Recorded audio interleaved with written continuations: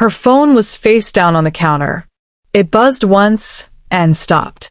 The coffee machine was still warming up and the light above the sink flickered like it always did. I remember thinking the counter felt crowded that morning, even though nothing new was on it. I was rinsing a mug that already looked clean. The water ran too long before I noticed.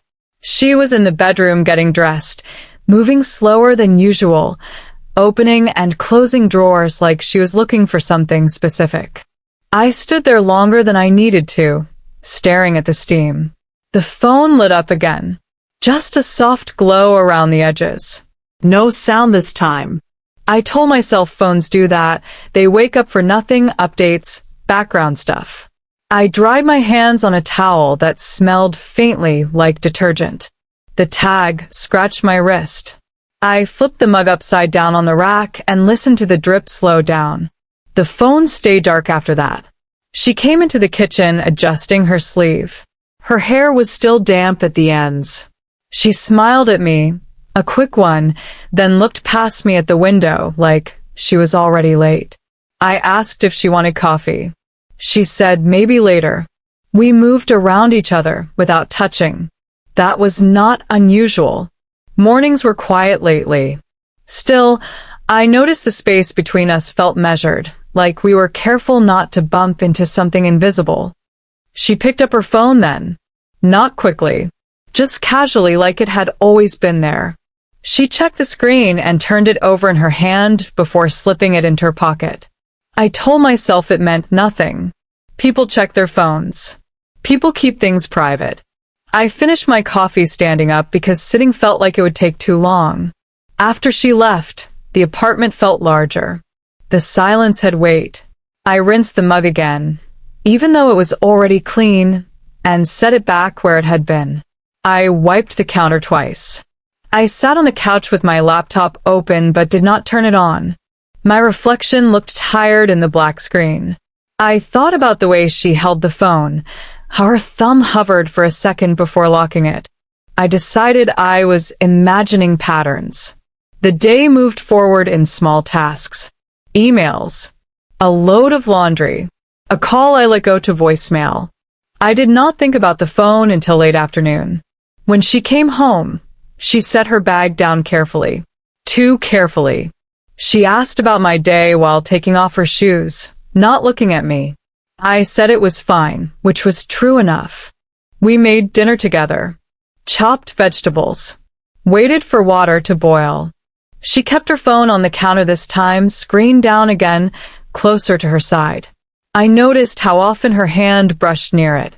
I asked her something small. I do not remember what. She answered, then paused, then added more, like she was correcting herself. It struck me as odd. I let it pass. After dinner, she said she had work to finish.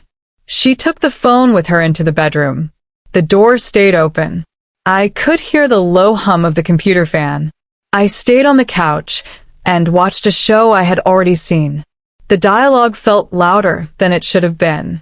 I turned the volume down twice. The laugh track made me tense. At some point, her phone buzzed again. I knew because the vibration carried through the wall. Short. Cut off.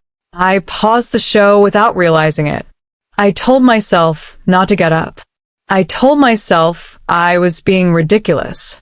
I stayed where I was for a few minutes, counting the breaths without meaning to. Then I stood anyway. The bedroom door was still open. She was sitting on the bed, laptop closed now, phone in her hand. She looked up when I appeared, like she had been expecting me. Her expression did not change much. Asked if everything was okay. She said yes. Too quickly. I nodded and leaned against the doorframe, unsure why I was there. The air felt warmer in the room. She set the phone face down beside her.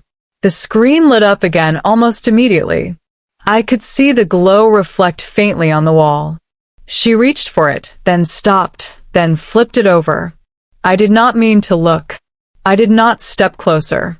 But the angle was wrong, and the brightness was high, and the name at the top was not one I recognized. It was an ordinary name. Common. No picture. Just text beneath it, cut off mid-sentence. Enough words to know the tone. Enough to feel the shift in my body before my thoughts caught up. I looked away first. She noticed that. Her hand tightened around the phone.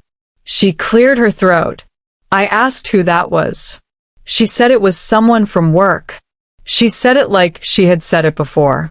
I nodded again, slower this time. My mouth felt dry. I leaned back against the frame because my legs felt unreliable. We stood there like that. The phone went dark. I could hear the hum of the refrigerator from the other room. The quiet stretched but did not break. I said okay. I do not know why. She watched me for a moment, then looked down. She picked up the phone and locked it again. Unnecessary but deliberate. I went back to the couch. The show resumed on its own after a moment. I did not watch it. I stared at the reflection in the screen again, now dimmer. That night we went to bed at the same time. We did not talk about it. She placed her phone on the nightstand with the screen facing the wall. I turned onto my side and listened to her breathing settle. Sleep came in pieces. I woke up once to the glow of the screen lighting the ceiling. She was facing away from me. Her thumb moved in short motions. The glow disappeared when she noticed me shift.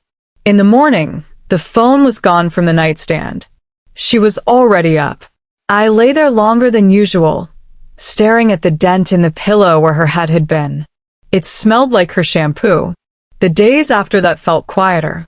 Not empty. Just muted. We spoke about logistics, groceries, schedules, what time we would be home. Nothing that lingered. I noticed how she angled the phone away when she sat near me, how she took it into the bathroom, how notifications stayed silent but constant. I noticed without commenting.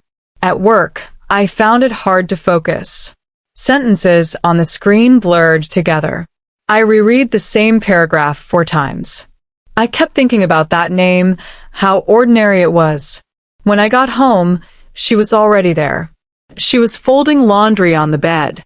Her phone sat beside her, face down, unmoving. I watched it for longer than I should have. She asked if something was wrong. I said no. The word came out flat. She nodded and kept folding. The phone did not light up. That night, she left it charging in the living room. She went to shower. I sat on the couch with it in my line of sight. The cord stretched tight, like it did not belong there. The screen lit up. Just once. A preview appeared before it faded. I did not touch it. I did not need to. The words were enough. It was familiar now. The tone. The rhythm. The way the message assumed privacy. I felt something settle in my chest, not sharp, just heavy. When she came back, she picked it up immediately. Too immediately. She glanced at me and smiled, a small, careful smile. I looked back at the blank television. We ate late. The food cooled between bites. I realized I was chewing without tasting. She talked about a meeting. I nodded at the right places. Later, she fell asleep before me. Her phone was under her pillow. I stared at the ceiling and traced a crack with my eyes. I wondered how long it had been there. Days passed like that. Nothing exploded. Nothing was said. The information just stacked quietly, detail by detail, until it took up space. I stopped asking questions. She stopped offering details. We moved around each other with more care now. Like there was something fragile between us that neither of us wanted to acknowledge. One evening, she left her phone on the counter again. Face up this time. I stood across the room and watched the screen stay dark. I waited for it to light. It did not. I realized then that it no longer needed to. I already knew enough. The absence felt louder than the buzz had ever been. I picked up my jacket and told her I was going for a walk. She asked if I wanted company. I said no, not tonight. She nodded like she understood something she did not say. Outside, the air was cool. Streetlights flickered on.